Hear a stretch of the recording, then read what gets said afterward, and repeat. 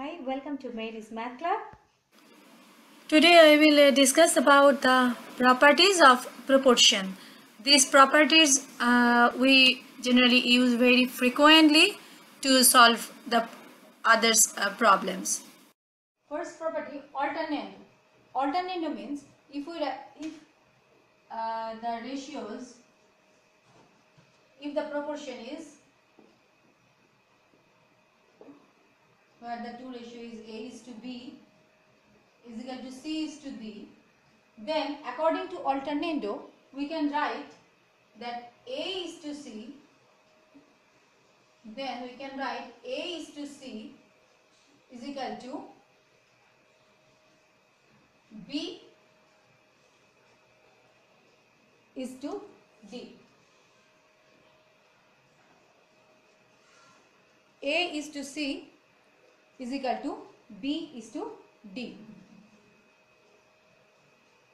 according to alternando. Just we alternate because A is to B means A by B and C is to D means C by D. So according to this we can write. Next is invertendo. Invertendo means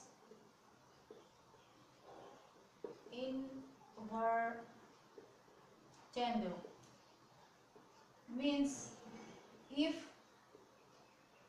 A is to B is equal to C is to D, then according to these invertendo rules it will be just the consequent of both the ratio will we can write it as a antecedent, and antecedent of both the ratio we will write as a consequent.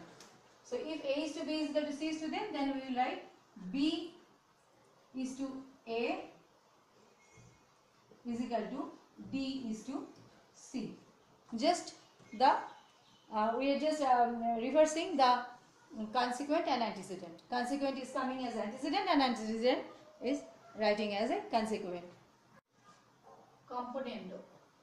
In the case of componendo, actually we add and then we get it. If E is equal A is to B is equal to C is to D, that means A plus B means I am adding antecedent plus consequent of the same ratio, and consequent is B as it is equal to C plus D, again antecedent plus consequent by consequent is itself. We can prove it very easily. See, it is given condition. So A by B is equal to C by D. From this relation we can write it. Now I am adding 1 both the side of the equal to sign. Then we will get A by B plus 1 is equal to C by D plus 1. After adding plus 1 both the side, we will get A plus B by B, because here B 1 by 1, and is equal to C plus D by D. We got the desired result, that A plus B is to B is equal to C plus D is to D. So it's proved. If A is to B is equal to C is to D, then according to dividendo we will get that A minus B is to C minus D is to D. This is very similar with componendo. In the case of componendo, we are saying that we are changing the antecedent of both the ratio. It's changing how? The antecedent plus consequent on the antecedent, and the consequent remains same. In the case of dividendo, what we are doing, that antecedent minus consequent, that difference I am putting as a antecedent and consequent keeping same. So in the case of componendo, again I am repeating, so in the case of componendo we write the sum of antecedent and consequent as a antecedent, consequent keeping same for both the ratio. And in the case of dividendo, we are writing the difference between the antecedent and consequent as a antecedent and the consequent keeping same. For both the ratio we have to do same like this. So this is dividendo and previously we did componendo. Adding these two properties, componendo and dividendo, we are getting componendo dividendo rule. That is also I am showing here. But before that, this proof is very easy. Just A is to B means we can write it as A by B, and A by B minus 1 is equal to, just I am subtracting 1 from both the sides, and then we will getting minus 1. Or A by B minus 1 means the top will be A minus B by B is equal to C minus D, in this case by D. This is nothing but the same thing. This is nothing but this.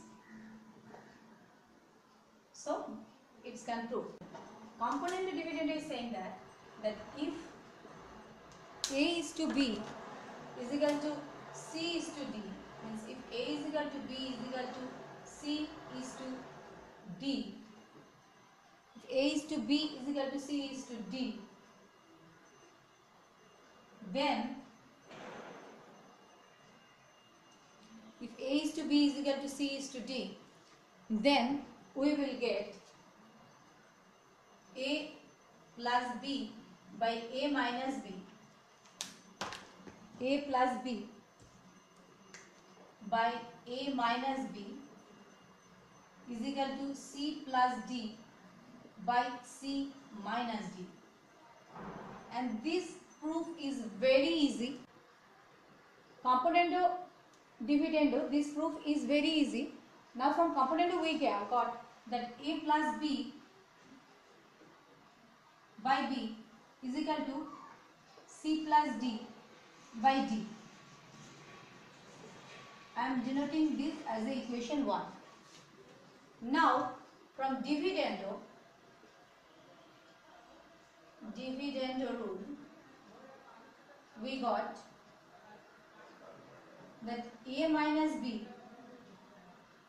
by B is equal to C minus D by D. I am denoting this as equation 2. Now if both the side I divide equation 1 by equation 2, what we will get? In equation 1 we got A plus B by B, and I am dividing this by this. So here it will be A minus B by B is equal to this side C plus D by D, and I am dividing this whole by this one. So it will be C minus D by D.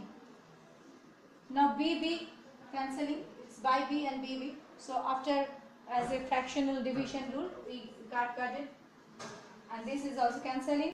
Ultimately we are getting A plus B by A minus B is equal to C plus D by C minus D.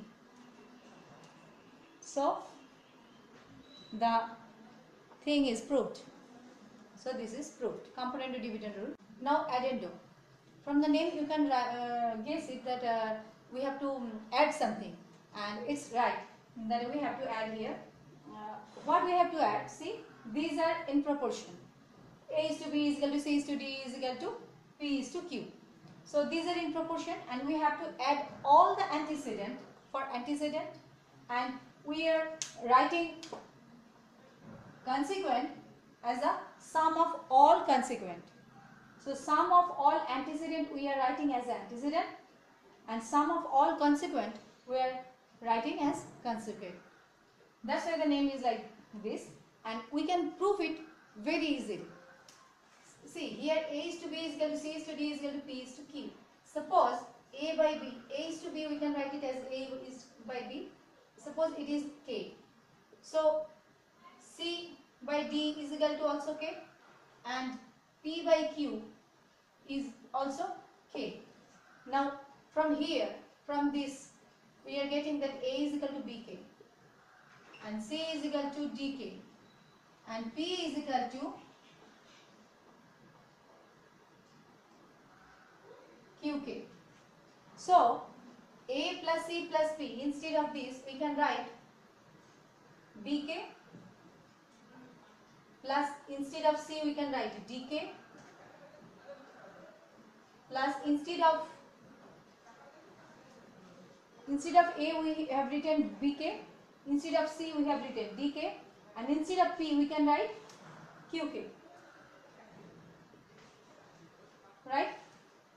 And now by this B plus D plus Q, I am writing this one as same, B plus D plus Q. Now K is common, so I am taking K as a common factor. Then it will be B plus D plus Q by B plus D plus Q. So B plus D plus Q, B plus D plus Q cancelling, and then I am getting K. This K is nothing but, here we A by B is equal to K, C by D is equal to K, P by Q is equal to K.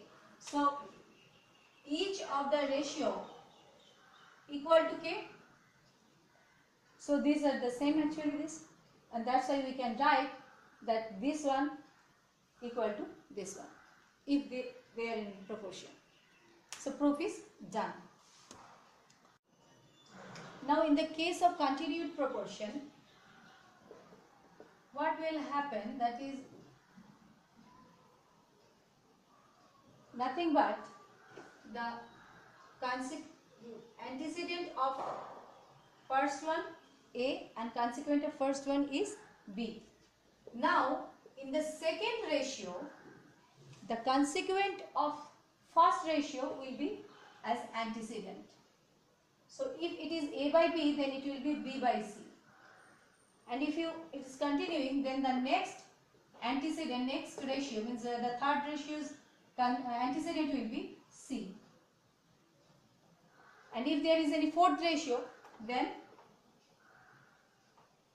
that antecedent will be D. I am writing it as A. So it is like a chain.